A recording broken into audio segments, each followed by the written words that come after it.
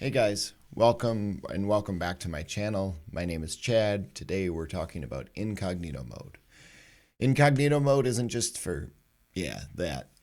It's really an actual auto delete mode is the best way to describe it. So you guys may or may not know what incognito mode is in a browser window. Today I'm going to cover that and show you what it is, what it's good for, what it's not good for. So let's jump in. All right. So above me, I have just a Google homepage. And you can see I'm logged in over here, correct? So you can see my account over there, therefore I'm logged in. When I go to search for something, pizza delivery, because everyone loves a good pizza at 9:30 in the morning. When I go in here, what ended up happening is in my history, and I'm going to say pizza delivery places near me. So I'm going to go into history. You can't see I'm selecting history from the history menu, but anyway, you can see at 9:33 a.m. I have pizza delivery places near me. So in a regular browser window, this is not incognito mode. This is just regular browser. You open Chrome, Safari, whatever browser you're using, Firefox, whether it be on your phone, your desktop, laptop, whatever, tablet.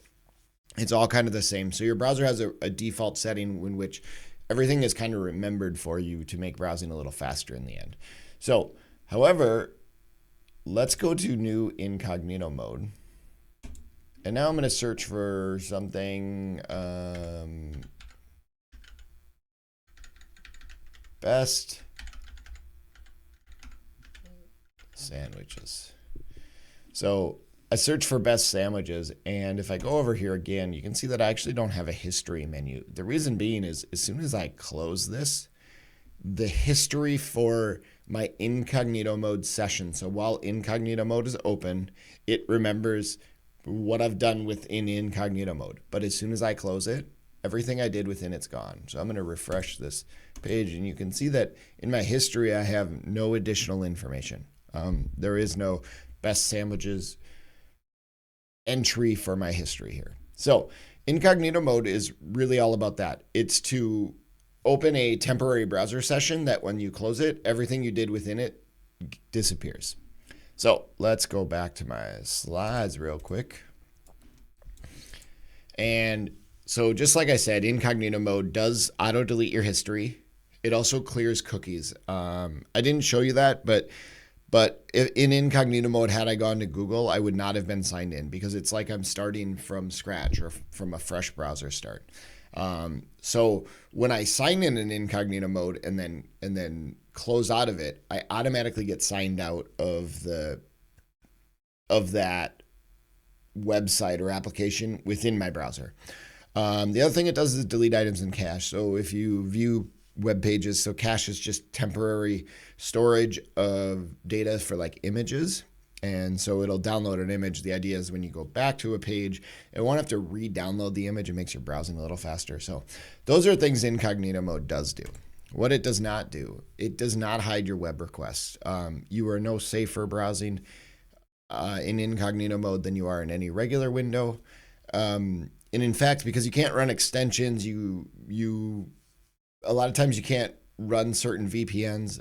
It depends on how it's installed. If it's on your network or if it's running across your whole machine, then you're fine. But I'm not going to get into all the details of that. But just assume that it's no different than your regular browsing mode. It's not any safer.